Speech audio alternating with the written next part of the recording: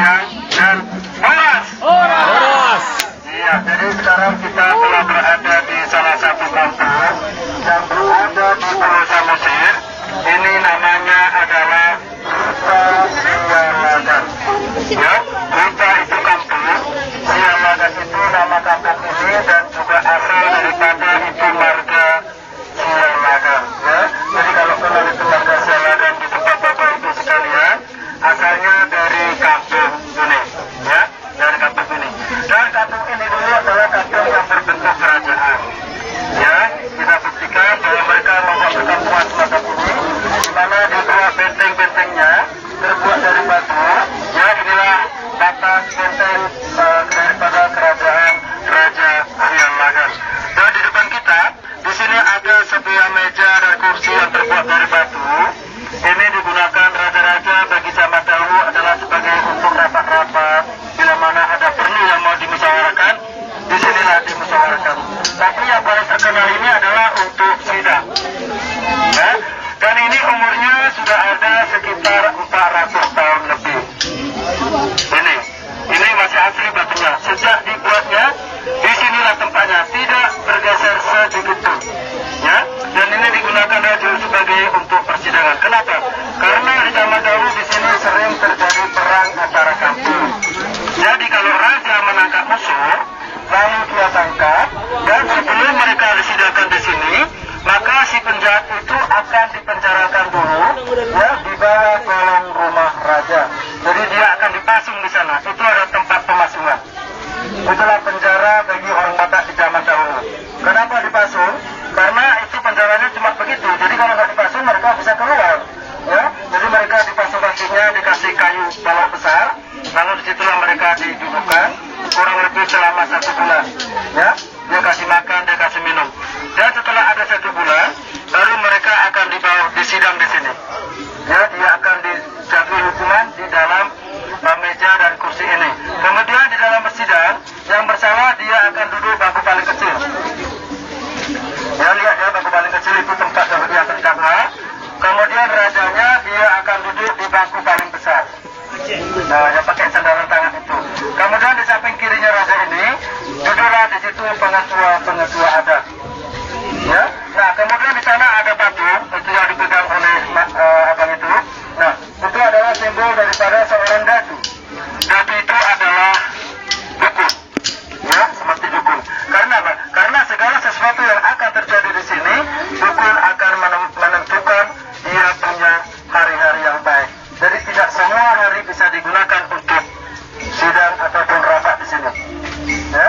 Dan setelah datu menemukan hari yang baik, baru mereka akan memulai sidang. Di dalam persidangan yang berhak menentukan hukuman adalah seorang raja. Ya, tapi mereka berpikir dulu kalau menentukan hukuman itu, dia akan dilihat dari kesalahan mereka. Tidak semua orang yang bersalah dihukum mati. Yang pertama, kalau dia itu mencuri, itu termasuk kesalahan yang ringan. Dan hukumannya itu, dia hanya dipenjara di sana. Untuk berapa lamanya di situ, itu tergantung kepada keluarga mereka. Artinya, kalau mereka sanggup menebus dia, maka dia akan keluar. Dan cara menebusnya, apa yang dia curi, itu dia akan, keluarga mereka akan mengganti 4 kali lipat. Ya, kalau mereka mencuri 1 ekor kerbau, maka keluarga mereka akan menebus dengan 4 ekor kerbau. Itu bagi yang mencuri. Kemudian, bagi orang yang bersalah, misalnya dia itu adalah musuh perang, pembunuh orang, ada maaf kata itu berbuat selingkuh, ya kalau sekarang itu selingkuh atau memperkosa perempuan misalnya, itulah hukuman yang nggak bisa diampuni oleh raja di waktu itu. Ya, jadi hukumannya itu adalah hukuman mati dengan cara dia akan dipatung. Ya, jadi setelah ditentukan hukum mati, maka orang ini akan dibawa di sana. Jadi kalau Bapak Ibu mendengar ada cerita mengatakan orang Batak pakai tolong katanya dari sini, ya, tapi saya ceritakan di sana. Saya peragakan bagaimana cara-caranya untuk memenggal kepala orang itu.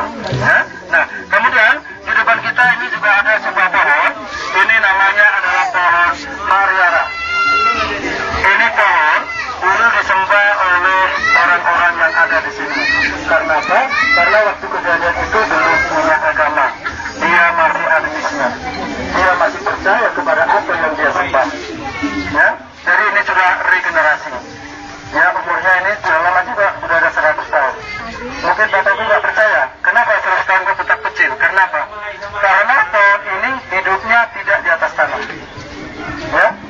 mereka hidupnya di atas batu. Ini batu semuanya. Maka inilah pohon Hadara itu yang dianggap pohon keramat bagi orang zaman dahulu, karena mereka bisa hidup di atas batu. Bahkan ini juga bisa disebut pohon kehidupan. Karena kalau dia mau membuat perkampungan, harus dilihat dulu dia ada hidup nggak pohon semacam ini. Kalau nggak ada pohon semacam ini, itu kampung nggak bisa dibuat perkampungan. Tapi kalau ada pohon semacam ini, itu bisa dibuat perkampungan. Ya, oke? Itu cerita mengenai batu persidangan. Jadi sebelum kita melangkah ke tempat satu lagi, ke tempat eksekusinya, mungkin ada yang bisa menari menortor dengan sekali-kali. Ya, kita bisa berbaris semacam yang pertama tadi, boleh minta ulus di sana dan tidak dipungut biaya lagi. Silakan minta ulus, pakai ikat kepala, nah baru kita bisa menortor bersama-sama. Oke, waktu kami persilakan. Ya, ya. Jadi setelah mereka diputuskan untuk mati, maka dia akan dibawa ke sini. Disinilah dia akan dipenggal kepalanya. Ya, dalam pemenggalan tadi, raja-raja duduk di sini, ya, dan semua orang kampung dipanggil kemari semua untuk melihat jalannya eksekusi. Ya, terus yang bersalah tempat di sini dengan posisi dia berdiri di tempat saya ini, dengan posisi baju dibuka, ya, dan tangan diikat di belakang, dan mata ditutup dengan kain ulos yang kita pakai untuk menotor tadi. Nah, itu namanya ulos. Nah, kemudian setelah itu di sini telah disediakan makanan. Ya, dia akan dikasih makan terlebih dahulu sebelum mereka dieksekusi. Nah, itu ya, maka setelah dia siap makan, baru orang tadi dibawa di sini. Dibawa di sini dengan posisi dia ditidurkan di sini, dia terlentang menghadap ke atas, ya, ya. Kemudian dengan tangan diikat, mata ditutup, datang seorang apa jatuh, dia akan memeriksa orang ini. Dia punya ilmu kebal atau tidak? Karena Bapak Ibu, di zaman dahulu, kalau orang itu sudah berani berperang, dia pasti mempunyai ilmu kebal. Jadi sebelum mereka dieksekusi, ini ilmu harus dikeluarkan dari badan mereka. Bagaimana dia tahu kalau dia itu ada ilmu? Diambillah sebuah pisau. Kemudian ini pisau akan diiriskan ke badan orang tadi. Ya, nah, jadi kalau diiris tadi, kalau itu orang tidak ada merasa sakit dan tidak ada mengeluarkan darah, berarti dia mempunyai ilmu kebal. Nah, kalau dia mempunyai ilmu kebal, maka itu ilmunya harus dikeluarkan dari badan mereka. Ya, nah, kemudian datanglah seorang datu, dukun, akan memeriksa dia, mengeluarkan ilmu dia dengan menggunakan tongkat ini. Ini namanya dukun tunggal panaluan. Ya, ini dulu digunakan raja sebagai alat raja. Ya, ini bisa untuk memanggil hujan, ini bisa untuk menyembuhkan orang sakit, dan ini bisa untuk memanggil bila ada keluarga kita yang nggak tahu pulang ke rumah. Ini juga bisa digunakan untuk alat-alat komunikasi.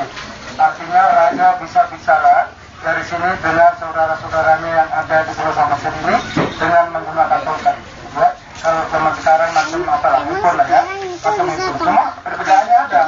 Ya, handphone bisa untuk berfoto, untuk SMS. Ini nggak bisa, hanya untuk bicara aja. Ya, ini nggak bisa digunakan untuk SMS. Ya, dengan menggunakan tongkat ini, sang datu akan menari.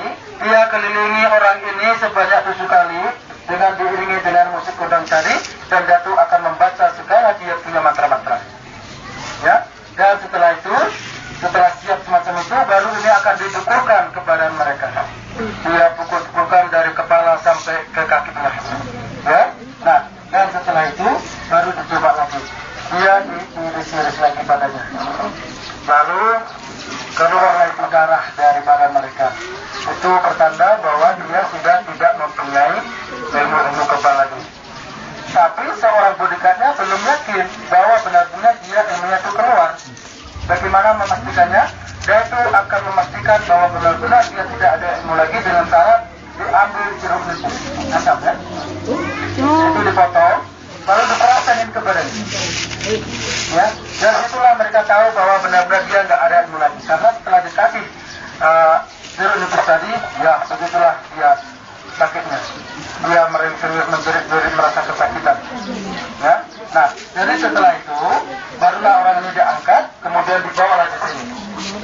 dengan posisi telungkup jaga di sini dan kepala lewat dengan tangan diikat.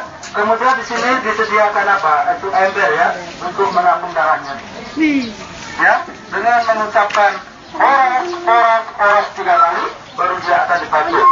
Tapi dengan syarat sekali pancung harus putus. Kalau seandainya gagal, saya sebagai bodyguardnya, sebagai eksekutor, kalau saya gagal melakukan sekali pancung tidak putus, saya akan menggantikan posisi dia. Itu hukuman bagi seorang bodyguardnya.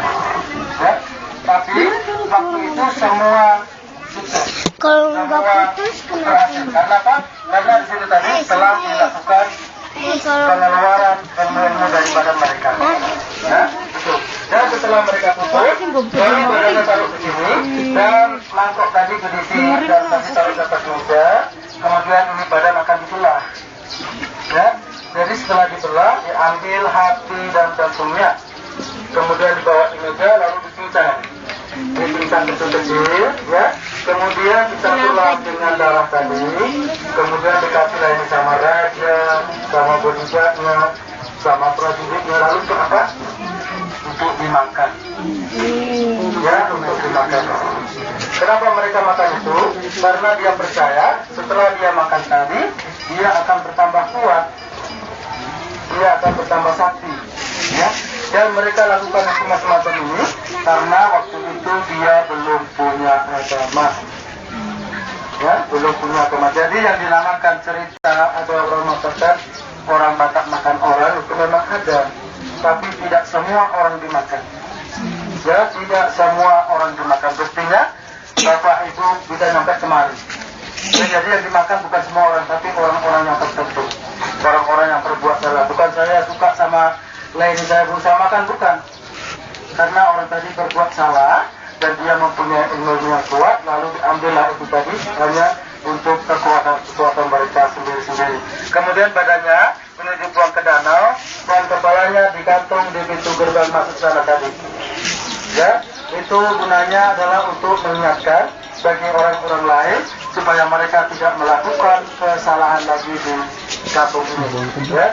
Dan hukuman ini terakhir setelah orang Batak punya agama, di mana sekitar tahun 1816 masuklah seorang misionaris dari Jerman, yaitu namanya Non Mansen.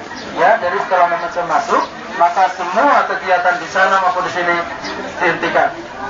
Setelah Non Mansen masuk, maka khususnya di Gunung Samosir, Batak Toba, dia memeluk agama 90% agamanya adalah Kristen. Karena yang masuk kemari adalah seorang Kristen. Ya, jadi yang memeluk agama Kristen paling banyak itu cuma di Batak Toba. Orang Batak ada 5 ya, Batak Toba, Simalungun, Taro, Papak, dan Mandiri.